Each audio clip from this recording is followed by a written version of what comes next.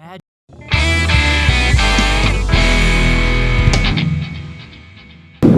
it's me, Destin. Welcome back to Smarter Every Day. I'm crossing the street in Atlanta, Georgia. You can see the dome in the background, and I'm at Georgia State University, and I've got a box of butterfly wings. I'm trying to unravel a mystery that I uncovered in the rainforest. We discovered that when we dropped a butterfly and he started to fly off, pixie dust would fly off of his wings. At least that's what I call it. Check it out.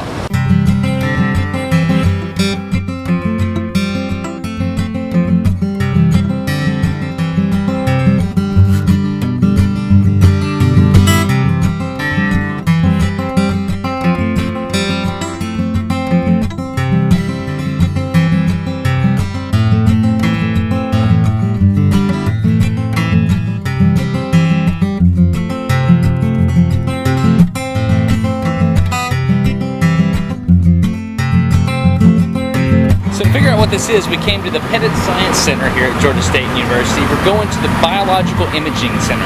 Dr. Simmons, nice to meet you. Good to meet you. I brought you some butterflies. Oh, cool. Ooh, so this is where you work, huh? This is where I live. Let's do it. Come on in.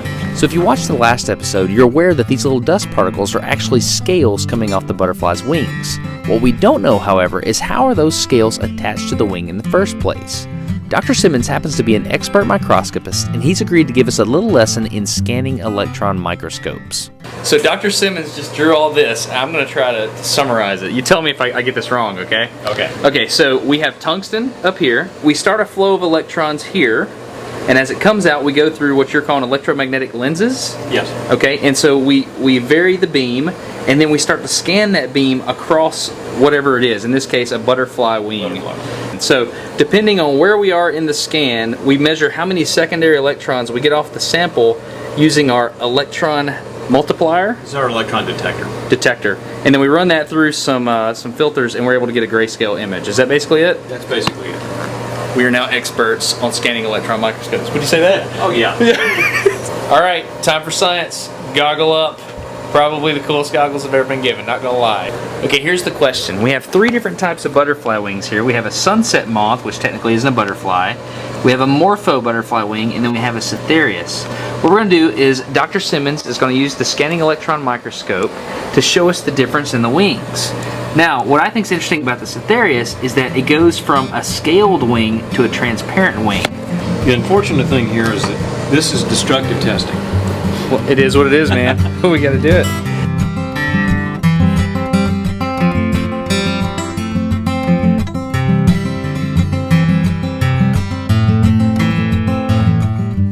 On the scanning electron microscope, we're going to be bombarding it with electrons, and you're going to have this huge charge difference. But the problem is, butterfly wings are insulators. Am I saying this right, Dr. Simmons? You got it. All right, so we have to discharge that voltage, or I guess it's just potential. We have to discharge that back to ground, and the way we do that is we have gold all over the butterfly wing so that it has a path to ground. Can you give me a countdown till science? Okay, 3, 2, 1. I'm going to hit start. Cool. So that's a gold cloud. These are gold and palladium atoms flying around in an ionized argon atmosphere. Looks a little different. Looks a little different. That's got a fairly heavy coat on it. So that's gold. 60% gold, 40% palladium. All right, here we go. It's taken Dr. Simmons' years of experience in biology, physics, and optics to create this.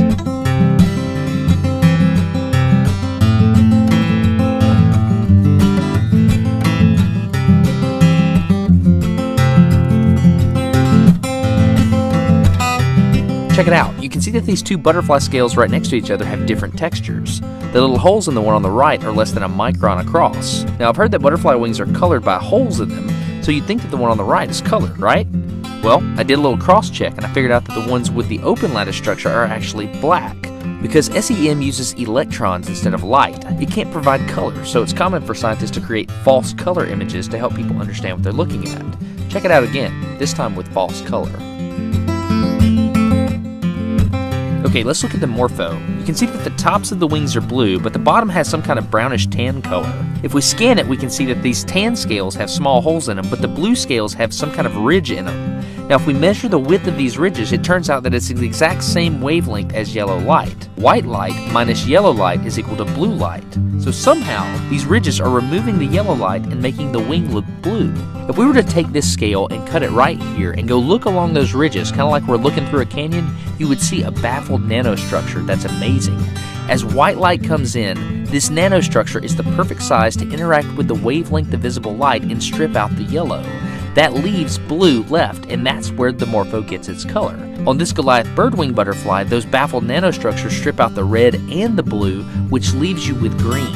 After thinking about this, I realized that if I were to somehow fill up these baffles so that they couldn't interact with the light, I should be able to see the pigment of the wing as it really is instead of this pseudo color. So here we go. When I coat the wings with isopropanol, you can see that the wing loses its irradiance because these nanostructures fill up.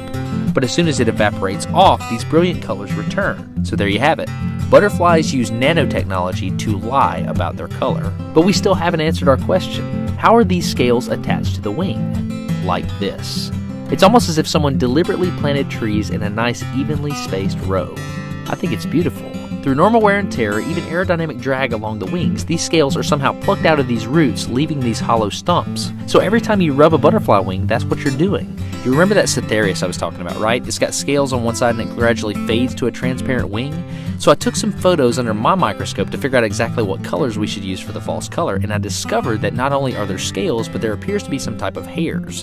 When I took it to Dr. Simmons, I learned two things. Number one, I know the color of the scales are pink because I took a picture of it, but they have those hole structures like we saw earlier. That's weird. So it looks like there's actually pigment involved. And number two, the hairs are not hairs. I mean, look at this thing. That is crazy. What is going on and why? I mean, there's a nanostructure, but it doesn't appear to be an optically driven phenomenon because this is on a transparent part of the wing. Why would the butterfly need this? I mean, the information required to build something like this and the energy that goes into something like this is incredible. So why does he need it? For just a second, let us all agree on this. Something as simple as a butterfly contains complicated mysteries that you and I will never understand. And that's beautiful. Wow, that's awesome. So thank you very much for your time. A video like this is very hard to put together, and often it requires a lot of people, like Dr. Simmons, for example, genius. There was also Laram, who colorized all the SEM images, which are on the Facebook page if you'd like to download them yourself. Also, Henry from Minute Physics, he took the time to make that zoom animation for me. I could have done that myself, that was great. Gordon wrote the music, just a lot of people. But probably most importantly is Audible.com, because they provide money for me to do things like drive to Atlanta.